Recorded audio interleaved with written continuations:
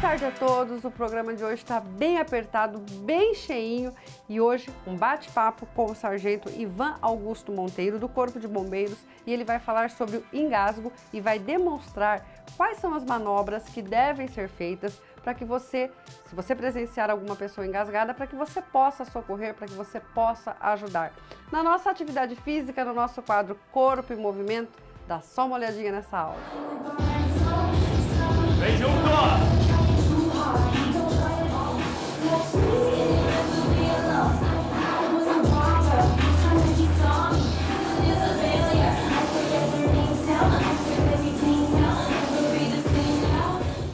Viu só?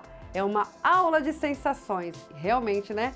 Muitas sensações. Uma aula da Velocity Academia que daqui a pouquinho você vai acompanhar. Teremos também uma deliciosa salada light. No Doutor Responde, o Dr. José Wilson, infectologista, vai tirar algumas dúvidas sobre a Covid, sobre a vacinação, qual o protocolo nos dias de hoje. E eu também converso com o professor Dr. Guilherme, do Centro Universitário de Adamantina, que vai falar sobre os congressos científicos agora em 2023. Estamos no ar, sejam todos muito bem-vindos.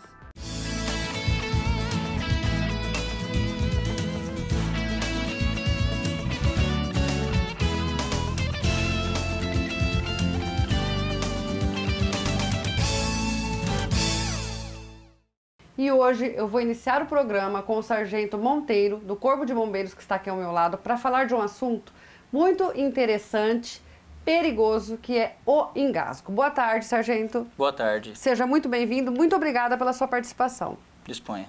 Sargento, fala um pouquinho pra gente, o engasgo na criança e no adulto, as manobras, as formas de socorrer são diferentes? São diferentes. E o que vocês mais recebem de chamado? Quem engasga mais, adulto ou criança? As ocorrências são mais recorrentes em bebês. Em bebês. Principalmente bebês que ainda mamam, né, leite materno ou até mesmo fórmulas. Mas a maioria das ocorrências, praticamente diariamente, acontece com bebês. Então vamos lá. O bebê engasgou, a mãe apavorou. O que é que tem que ser feito de imediato, sargento? Imediatamente, o primeiro passo é ligar 193. Eles passam as orientações. E aí a gente consegue até demonstrar aqui, no caso do bebê... Nós gostaríamos de saber o que deve ser feito e o que não deve ser feito, não é? Então, primeiramente, o que não deve ser feito? Aquele velho tapinha nas costas, né? Isso aí não é indicado. Que é a primeira coisa que as pessoas faziam, né? É o reflexo, né? É o reflexo. Então eu vou com o manequim demonstrar o procedimento que é feito no caso dos bebês.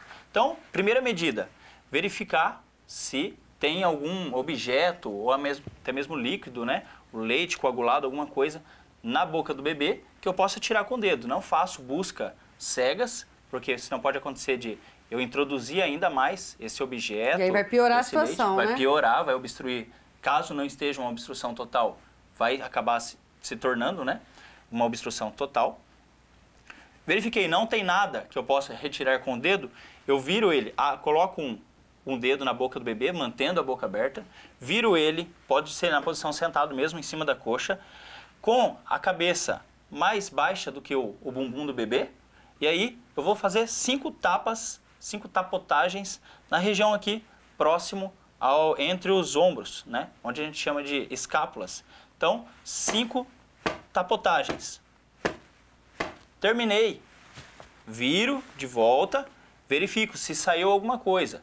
Pode acontecer de na primeira tapotagem já expelir. Ou o bebê chorar, o bebê chorar, gritar, eu senti que o bebê está movimentando e aí eu já paro, não preciso continuar as 5, né? E no adulto, né? No adolescente, que aqui nós estamos falando em bebês, né? Mas no adulto, o engasgo, ele acontece com frequência também? Não tanto como com os bebês, mas acontece também. O procedimento, então nós temos aqui as costelas, né? Na união das costelas, né? Aqui no centro do tórax, tem a vulgar boca do estômago, que é a divisão aqui da região torácica e abdominal, onde tem o músculo do diafragma. Nessa região, conhecida aí como boca do estômago, né? É onde eu vou fazer essa manobra. Eu vou fazer o quê? Fazer uma saliência com o meu polegar. Vou posicionar, então, nesse local que nós explicamos. Com a outra mão, eu vou fazer o quê? Puxar essa vítima contra o meu corpo, né? Então eu faço um movimento de J. Desço com a saliência aqui do polegar, desço e subo. Como se fosse, de fato, um J, certo? E várias vezes, sargento, ou uma única? Até desengasgar. Ah, ela desmaiou. Aí eu vou fazer o quê? Eu vou colocar a minha vítima, descer minha vítima, coloco a minha vítima no chão, numa superfície, verifico se as vias aéreas dela estão livres, se tem algum alimento, pode ser que no desespero ali ela acabou desmaiando. Verifiquei, não tem nada. Vou iniciar compressão torácica. E aí eu vou nesse procedimento até o socorro chegar. Dessa forma. Que aqui nesse caso você está bombeando... Fazendo a função do coração. Do coração. Exatamente. Porque numa situação dessa em que evoluiu, não consegui desengasgar, faltou ar, o coração vai parar, né? Para tentar guardar o restante do oxigênio nas células ali, para oxigenar as células. Sargento, muito obrigada, né, por suas explicações. E eu gostaria que o senhor deixasse um recado para o pessoal, para quem está nos assistindo. Porque a gente pode achar que um engasgo é quase nada, mas um engasgo pode levar à morte, né? Exatamente. Assim como foi dito, a primeira medida, então, engasgou ou me deparei com alguém que está desmaiado, ligar 193, 192, 190, que seja, no momento do desespero até 190 é válido, e solicitar o socorro e iniciar esses procedimentos que nós demonstramos, né? Porque se eu ficar sem fazer nada, aguardando o socorro chegar, ficar na frente de casa, só esperando sinalizar, a situação da minha vítima, a situação do meu parente, do meu ente querido, vai ficar pior. E aí não é isso que a gente quer, né?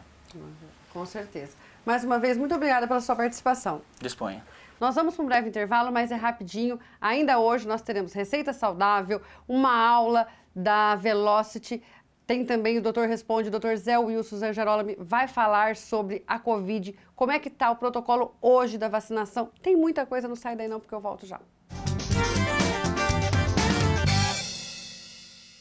Estamos de volta e agora a Fabiana Golfeto, que faz muito tempo que não aparece aqui. Boa tarde, tudo bem, meu amor? Tava com saudade já de estar aqui. Ai, nós também. Olha só, ela trouxe uma salada Caesar, é isso, Fabiana? Isso. É uma salada que, na verdade, ela é completa, então ela serve para substituir uma refeição. Nós vamos iniciar com um molho. Ela tem um molhinho, ela é super, isso? Ela é super gostoso. Tá, e é um molhinho bem leve. Posso começar já explicando o molho, gente? Não, calma lá. Antes dela passar os ingredientes, o molho e tudo mais, o nosso quadro Comer Bem. Um abraço para o Marcelo e para toda a equipe do Supermercado Estrela.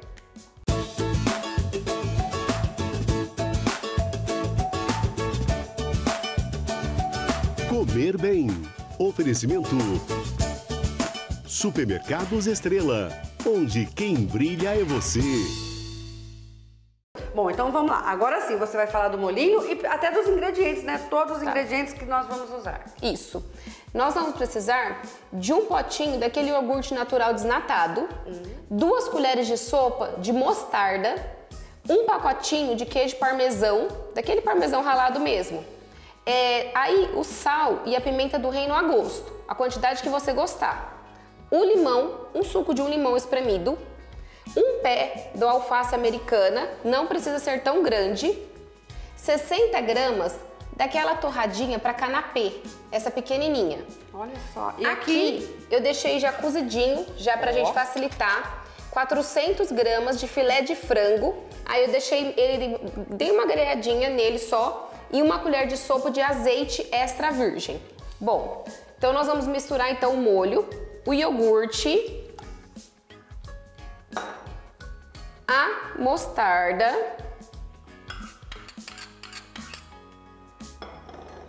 eu sempre o peço limão, essa salada. Eu adoro. No restaurante, amo. E agora então... O sal, eu vou colocar uma quantidade, não tão, porque o frango já tá... E um pouquinho de pimenta do reino tem aí, né? Tá. Ela fica cítrica. E uma coisa, gente, o parmesão ele vai no molho, tá? Por isso que ele dá uma hidratada e ele não fica tão grosseiro. Aí aqui a gente o molho é super simples, só simplesmente mexer. Agora a gente vai pegar o frango, que já tá aqui prontinho, e vai colocar ele por cima do alface, que já está aqui higienizado, tudo certinho também, certo?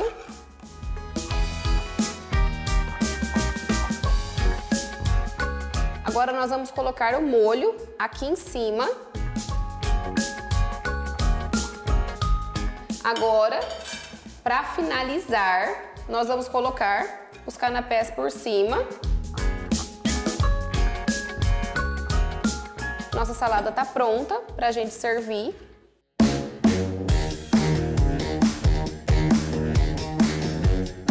Olha, molhadinha. Vou cortar aqui para eu pegar um pouquinho de tudo, né, ó.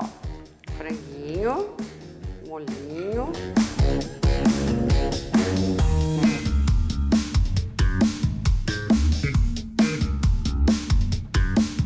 Muito bom. Mais uma vez, obrigada pela participação. Obrigada. E sábado que vem você estará aqui Outra conosco, receita, né?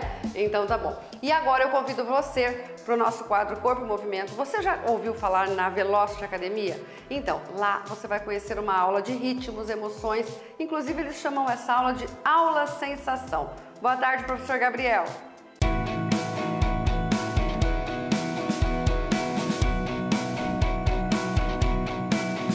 Oferecimento: Clínica Sanpou, Odontologia Estética. E Doutor Hérnia, prevenção e tratamento de hérnia de discos sem cirurgia. Boa tarde, Maíta. Sou o professor Gabriel daqui de Presidente Prudente, da Velocity. Hoje vocês vão estar acompanhando uma aula de bike indoor com a gente aqui. Vamos nessa? Vem junto. Vamos nessa, guys! Então vamos. Começamos, hein? Voltamos para a esquerda, resistência um pouco mais leve. Vem aumentando.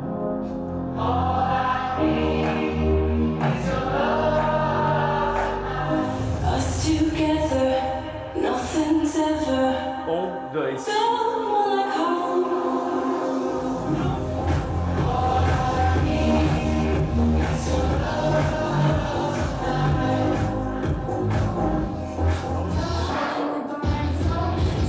Vem junto, ó!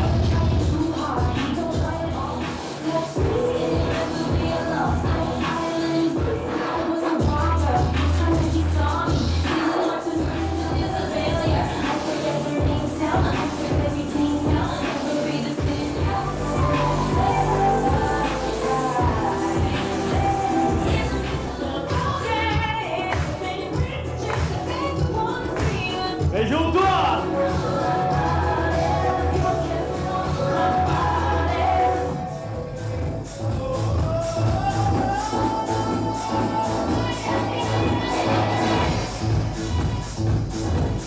Só mantém.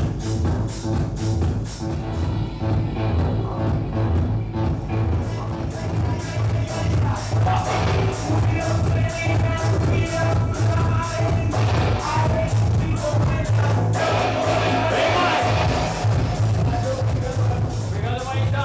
Até uma próxima. Tchau.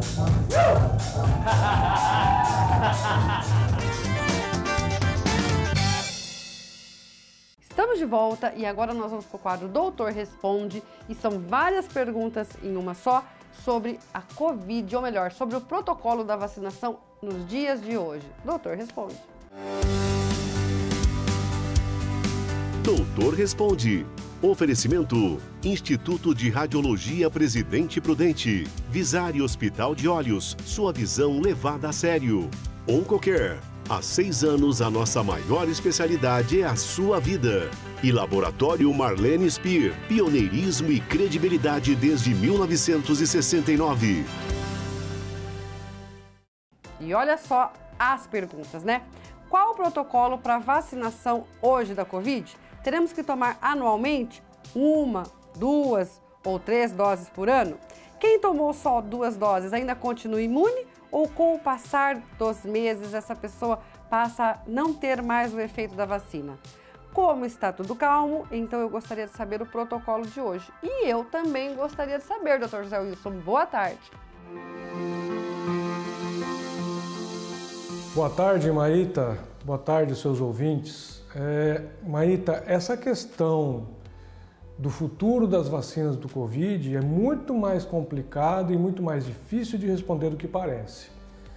A gente vive um momento onde o vírus tem sofrido algumas mutações, esse é um comportamento natural do vírus do Covid, e essas mutações ainda estão dentro da mesma variante, que é a variante Omicron. Então, neste momento, as vacinas disponíveis, principalmente a vacina bivalente, que é a mais atual, a mais moderna, elas são sabidamente eficazes. Nós temos pessoas que tomaram 1, 2 doses, essas pessoas não estão devidamente imunizadas. É possível, a gente até entende que a 5ª dose talvez ela seja mais importante para os mais vulneráveis, talvez para os mais fragilizados e também para os mais expostos, como os profissionais de saúde.